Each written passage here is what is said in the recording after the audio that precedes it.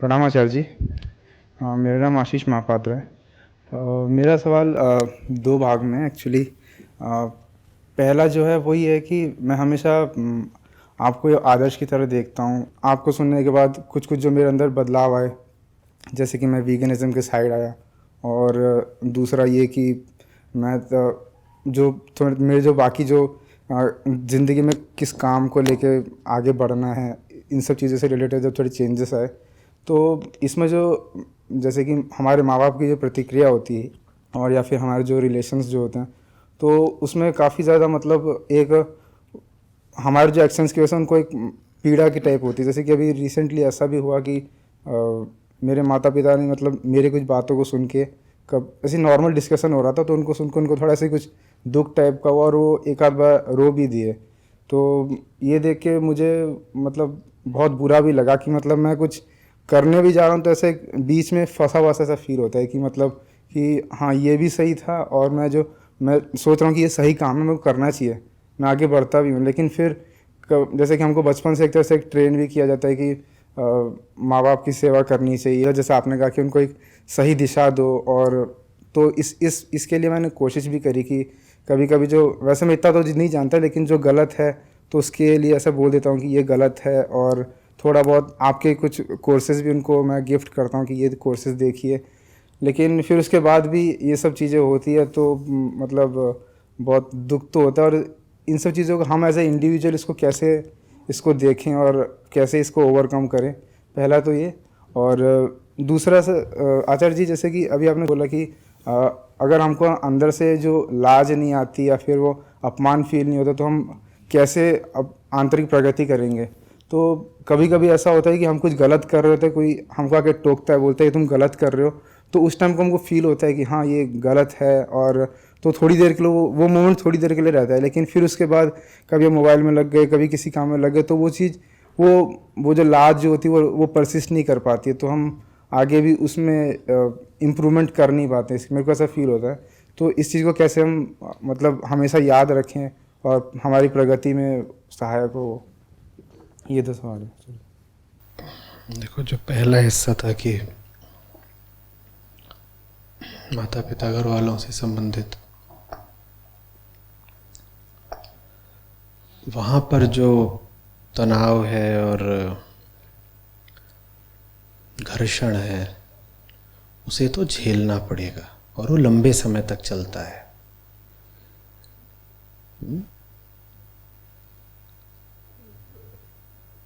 संस्था की बात कर रहे हो या इन लोगों की, संस्था के लोगों की, इनमें से कोई ऐसा नहीं है जिसने वो तनाव न झेला हो या अभी भी न झेल रहा हो। किसी के यहाँ थोड़ा कम है, किसी के यहाँ थोड़ा ज़्यादा है। इसमें ये उम्मीद करना कि कोई ऐसा अलौकिक दिन आएगा जिस दिन सब घर वाले सब कुछ समझ चुके होंगे, ये नादानी होगी। खुद ही पूरी तरह बात समझ में नहीं आती है, दूसरे पूरी तरह कैसे समझ जाएंगे किसी दिन। तो ये तनाव बना रहेगा, इसी तनाव के साथ साथ चलना होगा, इसके साथ जीना सीख लो।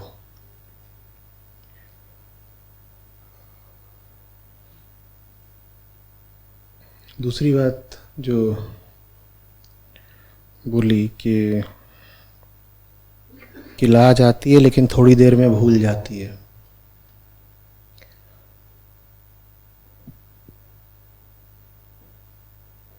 सबको भूल जाती है, कोशिश करो कि थोड़ा कम भूला करे। कुछ और है नहीं, कोई जादुई इलाज नहीं होता। बाबा जी की बूटी डजंट एग्जिस्ट।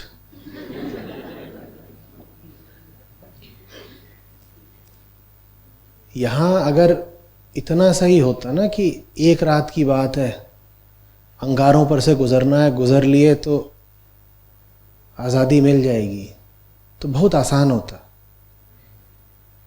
एक बार गुजर लेते अंगारों पर भी, जितना जलना होता जल लेते, लेकिन आखिरी होती ना बात, उसके बाद कुछ नहीं, मौज नहीं। यहाँ तो लगातार सीखना होता है। दिन भर रात भर सीखना होता है, और उसके बाद धीरे धीरे परिणाम पता चलने लगते हैं। एक लंबी यात्रा के लिए जो तैयार हो, जिसमें इतना प्रेम हो और संयम, उसी के लिए है कोई ऊंची चीज। आप एक बहुत लंबी यात्रा के लिए तैयार नहीं है तो कुछ बदलने नहीं वाला।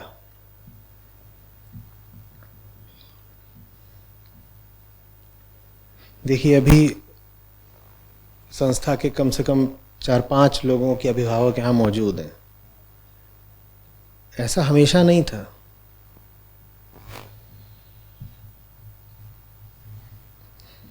बहुत समय लगता है, धीरे धीरे समझते हैं लोग। आपको उतना सब्र रखना पड़ेगा।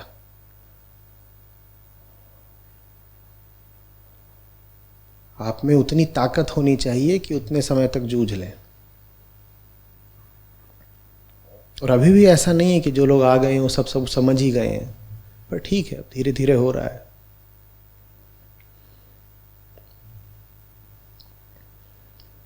कोई भी अच्छा ऊंचा काम रातों रात नहीं हो जाता। तो जादू की, क्विक फिक्स सॉल्यूशंस की उम्मीद मत करो। और दिन महीने तो गिनो मत कि अब तो आचार्य जी 14 महीने हो गए। मेरे ही कितने काम है जो 14 साल में नहीं पूरे हो रहे, और मैं बहुत चाहता हूं कि हो जाए, नहीं हो रहे।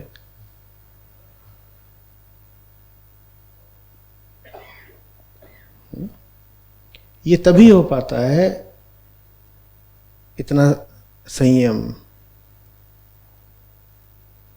जब आप निर्विकल्प हो जाओ। जब आप कहो कि धीरज धरने के अलावा विकल्प क्या है,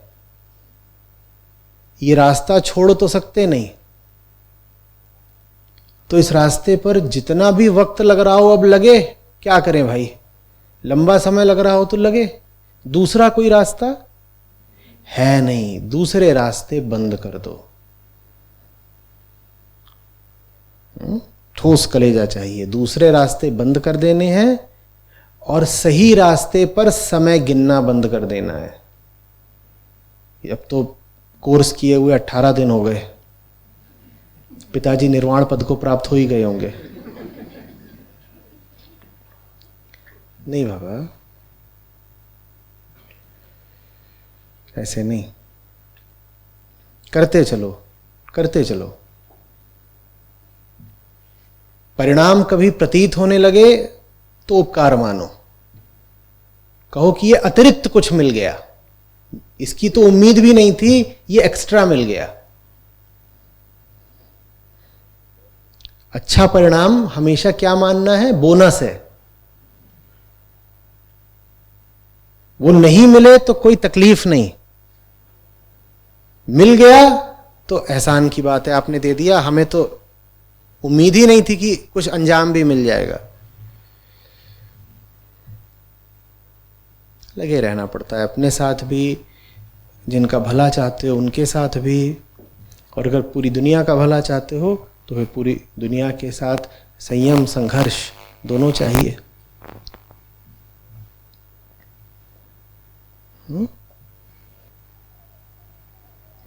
क्या तो है, हारोगे तुम बार बार, बस कोई हार आखिरी ना हो। ये सांत्वना तो मैं आपको दे ही नहीं सकता कि 2-4 बार हारोगे फिर जीत जाओगे। ये जीत शब्द मेरे शब्दकोश का नहीं है, ये मोटिवेशन वालों के है। जीत तुम्हारी है जरूर। मैं तो बता रहा हूं, अग्रिम सूचना है, हारोगे बार बार। बस इतना और बताए देता हूं कि आत्मा सच्चाई, वो जो आखिरी चीज है, उसका आकर्षण, उसकी कशिश बहुत गहरी होती है। तो तुम जितनी भी बार गिरोगे उसकी खातिर तुम्हें उठ खड़े होना पड़ेगा। वो चीज ऐसी है। वो चीज वही है जिसकी खातिर लोग हाथ पांव कट जाने पर भी लड़ते रहते थे।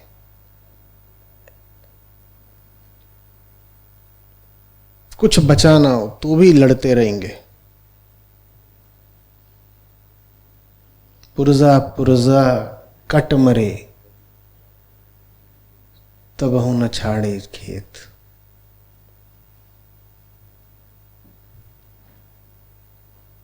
खेत माने रण क्षेत्र, क्षेत्र, खेत नहीं।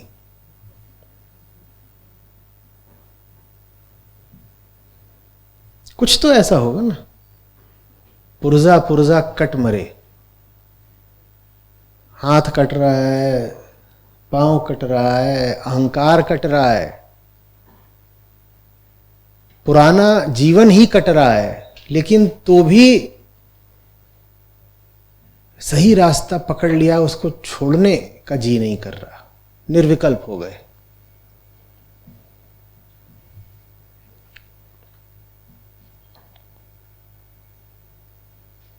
आप में से जो लोग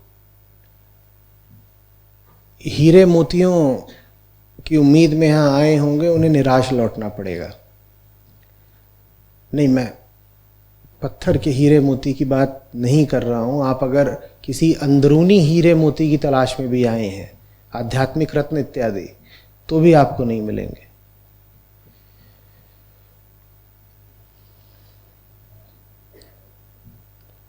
मैं तो आपको बस कटने का आमंत्रण दे सकता हूं और ये बता सकता हूं कि झेल जाओगे, बहुत बुरा लगेगा, बहुत दर्द है, बहुत बार टूटोगे, गिरोगे, झल्लाओगे, राह से हटने की भी सोचोगे, लेकिन अगर टिके रह गए तो एक अलग मजा आएगा। टिके रह सकते हो, बहुत ताकत है आत्मा में। माया शक्तिशाली होगी, आत्मा सर्वशक्तिमान है।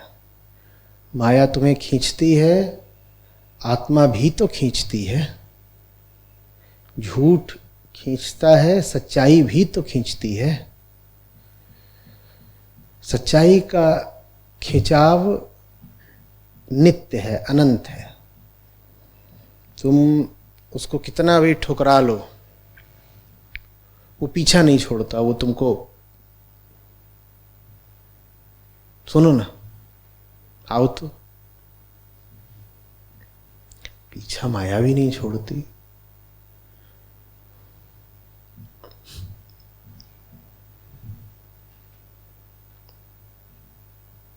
पर इनमें से जीत एक की ही होनी है। तुम बस अपनी हार मत होने देना। जिसकी जीत होनी है वो सदा से जीती हुई है, आपको उसे जिताने की जरूरत नहीं। आप बस अपनी हार मत होने दीजिएगा। और हारें होंगी बहुत सारी, तो क्या करना है? हाँ, कहना है चलो एक और हार के लिए तैयार। पिट पिट के उठता है, पिट पिट के उठता है। आप नॉकआउट मत होइएगा, बस पिटते जाओ, उठते जाओ। पोस्टर बनाओ भाई, ये मजा आया मुझे। पिटते जाओ, उठते जाओ।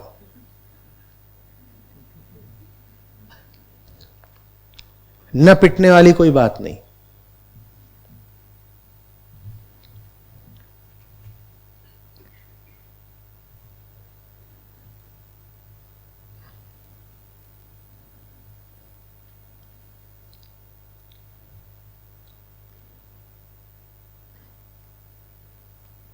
ये होती है चीज अलौकिक, ये होती है चीज अचिंत्य। क्योंकि व्यवस्था तो हमारी ऐसी है कि 4-5 बार पिटें फिर ढेर हो जाए।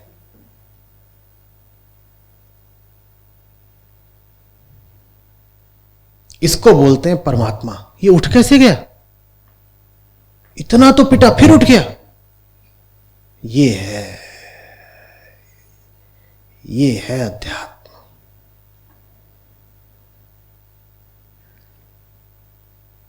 ये उठ कैसे जाता है बार बार? जला ही दिया, राख करके आए थे, क्योंकि पहले दफन करा था, बाहर आया, हमें लगा क्या पता जग के जोर और लगा दिया हो, तो इस बार तो राख कर दिया, जला दिया, फिर उठ गया, फिर उठ गया।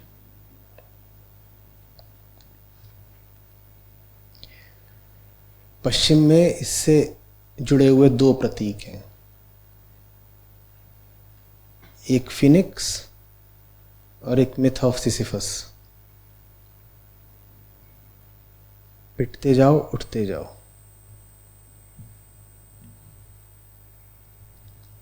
फिनिक्स क्या करता है?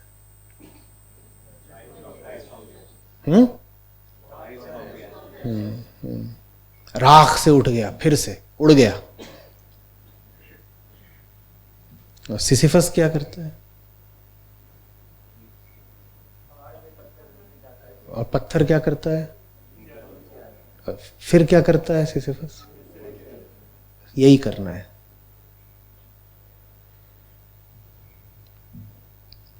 जल जाओ, राख हो जाओ, फिर खड़े हो जाओ। जो तुमने मेहनत करी उसको अपने सामने बर्बाद होते देखो, तुम फिर शुरू हो जाओ। हम फिर खड़ा करेंगे, फिर मेहनत करेंगे। क्योंकि आप जो कुछ भी करेंगे उसे तोड़ने वाले बहुत मौजूद हैं।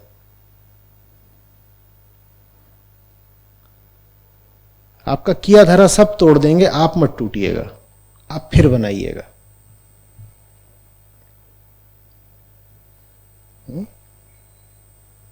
आपकी जीत इसमें नहीं है कि एक दिन आप जो बनाएं वो आखिरी हो जाए। आपकी जीत इसमें है कि आप बनाते जाएं, भले ही वो कितना भी टूटे। न हारना ही जीत है।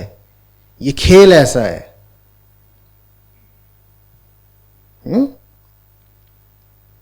बस हारिएगा नहीं।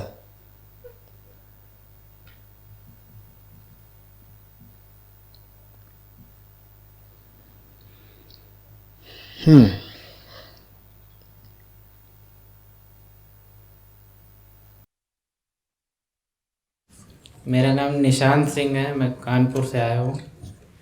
मेरा प्रश्न ये है कि यदि गुलामी दिख जाए तो क्रांति हो जाएगी, तो गुलामी कैसे दिखे, ये जानना है। दिन भर जो कर रहे हो उसी को ध्यान से करो। चलते हो तो राह देखते हो ना, तो गड्ढा दिख जाता है, ठीक है। वैसे ही सुबह से शाम तक जो कर रहे हो उसको देखो तो गुलामी दिख जाएगी। बस आंखें बंद करके नहीं चलना है। दिन भर जो तुम्हारे साथ हो रहा है उसी में बंधन है, और उसी को जानना मुक्ति का रास्ता भी है। वहां अगर नहीं बात पता चल रही है तो कहीं और नहीं पता चलेगी। कोई किताब बहुत बताती रहे आपको कि सच्चाई जरूरी है, आनंद जरूरी है, मुक्ति जरूरी है, पर आपको अपनी जिंदगी में बंधन दिख ही नहीं रहा है तो किताब आपके काम नहीं आएगी।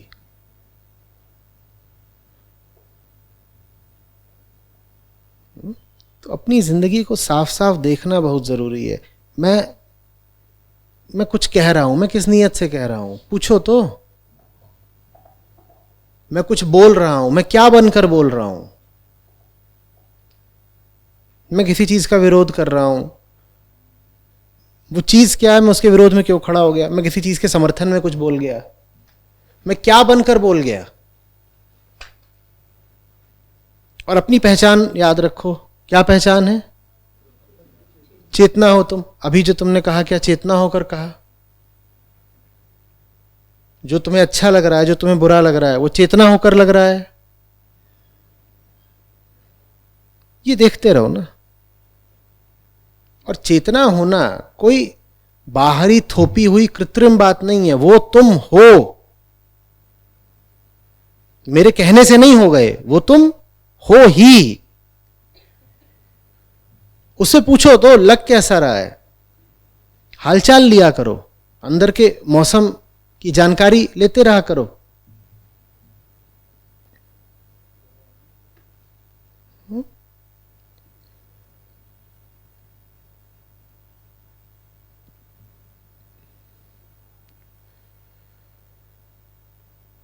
बाहर जितना ज्यादा चीजें आकर्षक हो जाती हैं ना, भीतर की ओर देखने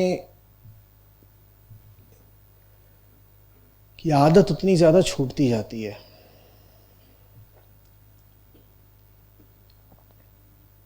कुछ पता ही नहीं लगता कि भीतर चल क्या रहा है, क्योंकि लगातार व्यस्त हैं। यहां क्या हो रहा है, वहां क्या हो रहा है, यहां क्या मिला, वहां क्या खोया।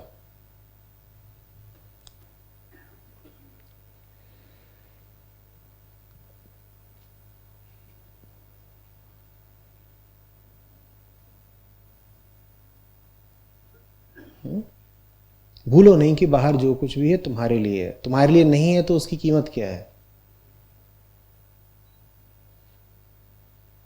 तुम बाजार से गुजर रहे हो, क्यों प्रभावित हो जाते हो चकाचौंध से? वो होगी बहुत बड़ी चीज, उसमें तुम्हारे लिए क्या है? कोई बहुत बड़ा होटल है, बहुत बड़ा 7 स्टार होटल है, उसके आगे 50 इंपोर्टेड गाड़ियों की लाइन लगी हुई है। तुम पूछो इसमें मेरे लिए क्या है? और अगर नहीं है तो मैं सर क्यों झुकाऊं? मैं क्यों प्रभावित हो जाऊं? मैं क्यों छोटा अनुभव करूं? ये कौन होते हैं मुझे इंप्रेस करने वाले? मुझे क्या दिया है तुमने जो मुझ पे चढ़ रहे हो? तो अपना स्मरण सदा रखो, इसमें मेरे लिए क्या है, मैं कौन हूं, इससे मुझे क्या मिल गया।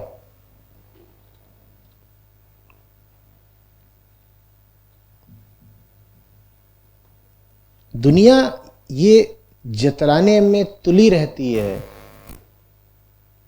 कि बाहर जो है बस है। नहीं, ऐसा नहीं। बाहर जो है वो हमारे लिए है। तो सब कुछ अपने संदर्भ में देखा करो, क्योंकि वो तुम्हारे संदर्भ में ही है। इसका मुझ पे असर क्या हो रहा है, इससे मुझे मिल क्या रहा है, इससे मैं खो क्या रहा हूं, ये मुझे किस तरफ को धकेल रहा है। सुमिरन इसी को कहते हैं। सदा याद रखो। क्या याद रखोगे? आसमान पे कोई परमात्मा नहीं जिसको तुम याद रख सको। सुमिरन का मतलब ही यही है।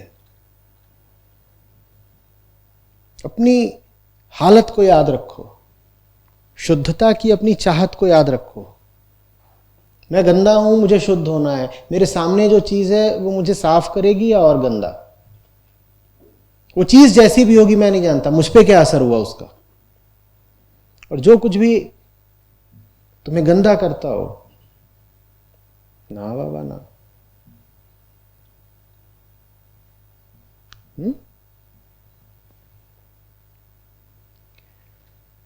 अभ्यास लगता है। बार बार फिसलोगे, गिरोगे, अभ्यास करते रहो। अभी आधे घंटे का बीच में ब्रेक हुआ था, उसमें देखा लोगों ने कितनी बातचीत कर ली आपस में। पूछा ही नहीं एक दूसरे से मैं कौन हूं, मुझे क्या चाहिए, मैं ये बात कर क्यों रहा हूं। कम ही लोग होंगे जिनके लिए ये 3 हिस्से एक समान बीते। सत्र का पूर्वार्ध, मध्यांतर, उत्तरार्ध ना। पहला और तीसरा हिस्सा एक सा है, बीच में हमारी रंगीन दुनिया। आओ खेलें खाएं नाचें, जैसे बच्चे करते हैं ना इंटरवल में स्कूल में। अभी फिर से अब आप बाहर जाएंगे, यहां आपकी एक स्थिति थी, अपनी स्थिति को क्यों खो देना चाहते हैं? और ऐसा नहीं कि उस स्थिति को आप यथावत नहीं रख सकते, वो स्थिति आपको अच्छी लगती है, इसीलिए आप इतना श्रम करके पैसे खर्च करके यहां पर आए हैं। आप में से बहुत लोगों के लिए बहुत आसान नहीं रहा होगा यहां आना, पर आप आए किसी भी तरीके से। भूलो नहीं ना कि तुम्हें क्या चाहिए, और भूलो नहीं कि तुम कहां खड़े हो। दोनों बातें याद रखो, मैं कहां खड़ा हूं, मुझे जाना कहां है। कहां खड़ा हूं, कहां जाना है।